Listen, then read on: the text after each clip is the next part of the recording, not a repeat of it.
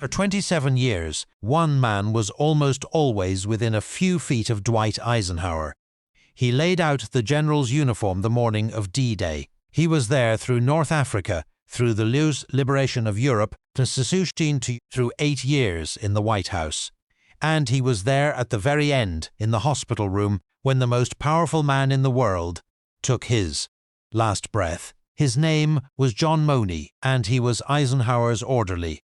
Almost no history book mentions him. But when Mamie himself died, the former First Lady of the United States, frail and grieving, insisted on coming to his funeral. This is why. To be an orderly was, on paper, a humble job. You kept an officer's uniforms, ran his household, and handled the small, endless details of his daily life so that he could think about larger things. It was the kind of role history forgets, performed by the kind of man history forgets. John Moaney was a black soldier from the eastern shore of Maryland, born in 1914 into a segregated America that offered a man like him very few doors. He walked through the one that opened into the service of a general and stayed at that man's side for the rest of both their working lives. What grew between them was something the history books have no category for.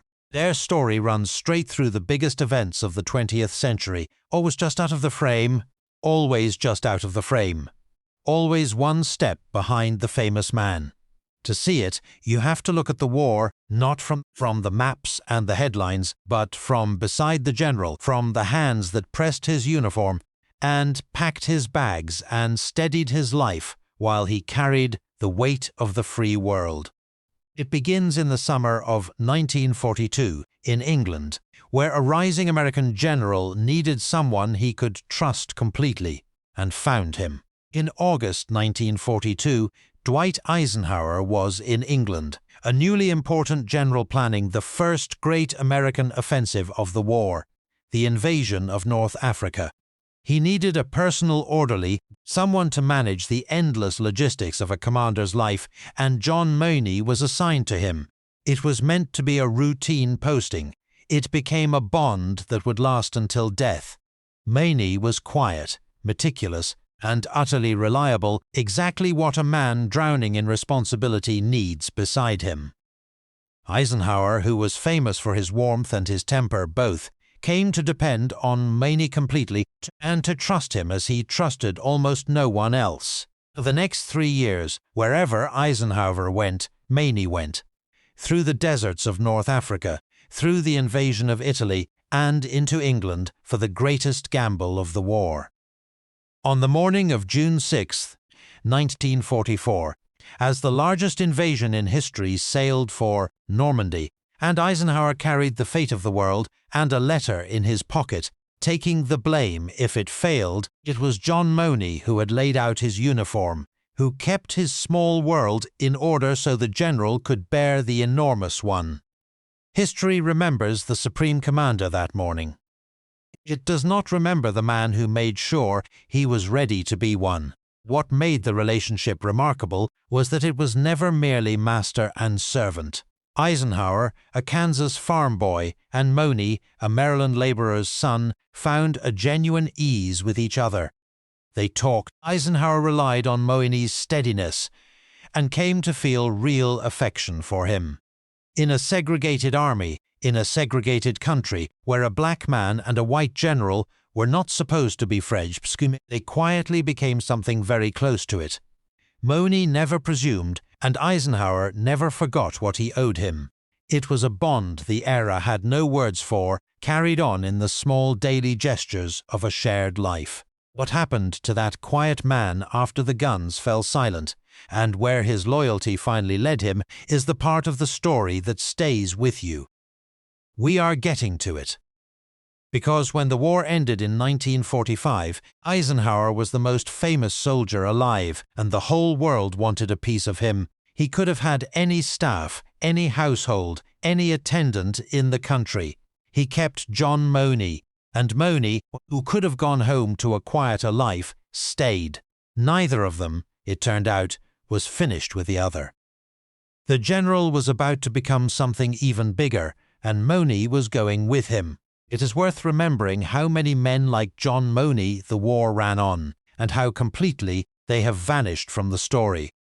Behind every famous general were dozens of them. The orderlies, the cooks, the drivers, the aides, very often black soldiers serving in a military that would not yet let them fight beside white men as equals.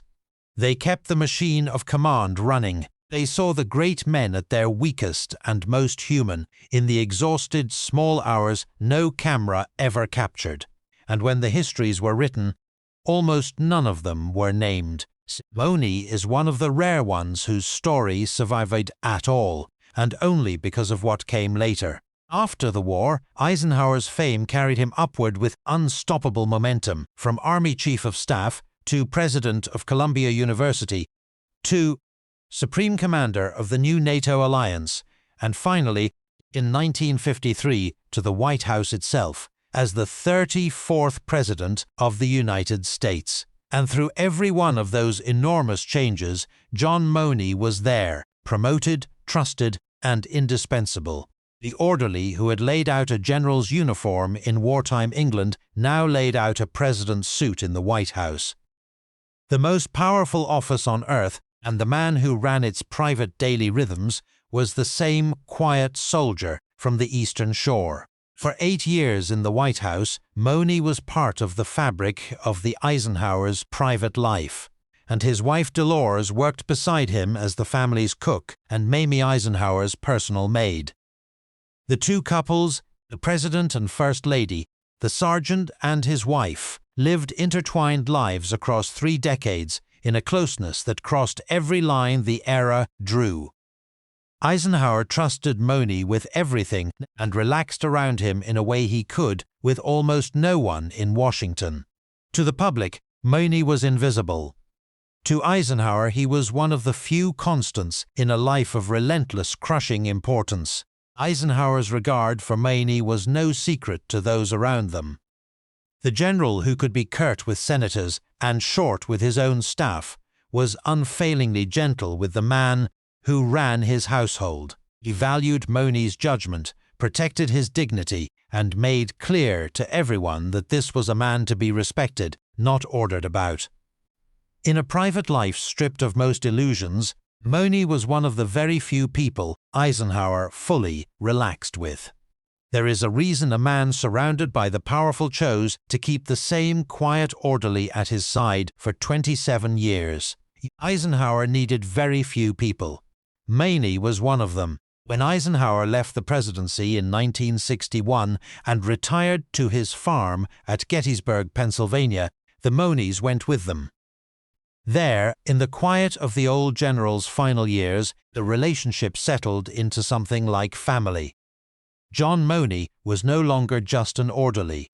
He was the man who had been present for the whole extraordinary arc of Eisenhower's life. The only person outside the family who had seen all of it, the young general and the aging former president, the triumphs and the failing health. They had grown old together. And as Eisenhower's heart began, at last, to give out, it was Moaney, as always, who was there. By the late 1960s, they were 2 old men who had spent their lives together, the world-famous former president and the orderly almost no one knew. The great events were behind them now. What remained was the quiet daily rhythm they had shared for a quarter century, the same small kindnesses, the same trust, worn smooth by time. Moaney had watched Eisenhower become the most admired man in the world, and had also watched him at 3 in the morning, exhausted and human and afraid, and had stood by him anyway. Very few people ever know a great man that completely. Fewer still stay to the end. Moaney did both. Dwight Eisenhower died on March 28, 1969, at Walter Reed Army Hospital after a long decline. In the room, at the end, was John Moaney, the man who had been at his side for 27 years, since a summer in wartime England when they were both much younger and the world was on fire. He had dressed Eisenhower for D-Day and for the inauguration, for the great days and the ordinary ones. Now he was there for the last one. By every account, the two men said their goodbyes with a tenderness that startled those who witnessed it, the general and his orderly together to the end. And here the story becomes something more than loyalty.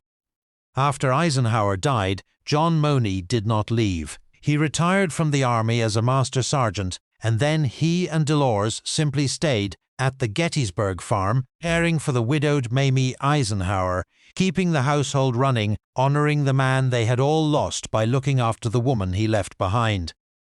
For 9 more years they stayed. The service had long since stopped being a job. It had become the shape of their lives. Their devotion did not end when the paycheck could have. They stayed because it was where they belonged, with what remained of the family they had served for a lifetime.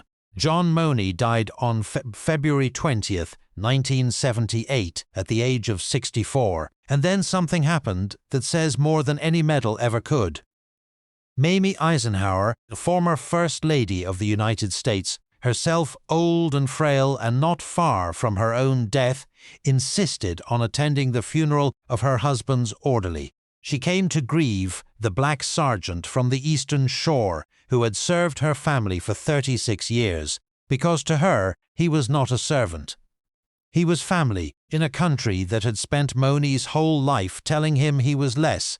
The First Lady came to his funeral to say that he was not. There is a question worth sitting with here, gently. Was this a true friendship between two men, or the only relationship the times allowed, a black man's devotion to a white man who held all the power? The honest answer is probably both, tangled together in a way that was never simple. Moaney served in a role the era forced on men like him, and yet the affection on both sides was plainly real. Real enough that a First Lady wept at his grave.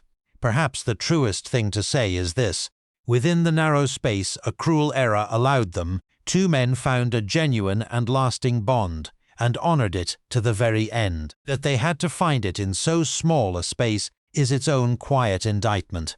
Master Sergeant John Alton Moaney served Dwight Eisenhower for 27 years, and the Eisenhower family for 36, from a general's tent in North Africa, to a president's house, to an old man's farm, faithful at the beginning and at the end. He left almost no mark on the official record, no famous quotes, no medals for valor, just a lifetime of quiet, complete devotion. And the papers he kept, now held in the Eisenhower Presidential Library. History remembers the man he dressed each morning. It should remember the man who dressed him. He asked for nothing, and he was loved. In the end, that may be the fuller life. If your father, your grandfather, your uncle, anyone in your family served in the Second World War, in the uniform, in the ranks, or in the quiet jobs that kept the whole machine running, leave their name and what they did in the comments below. Don't just leave the name, tell us one thing about them. One thing they did, one thing they said, one thing you remember. The men who were there deserve more than a name in a database. They deserve to be remembered as people. Subscribe if you want the next story. There are more of them.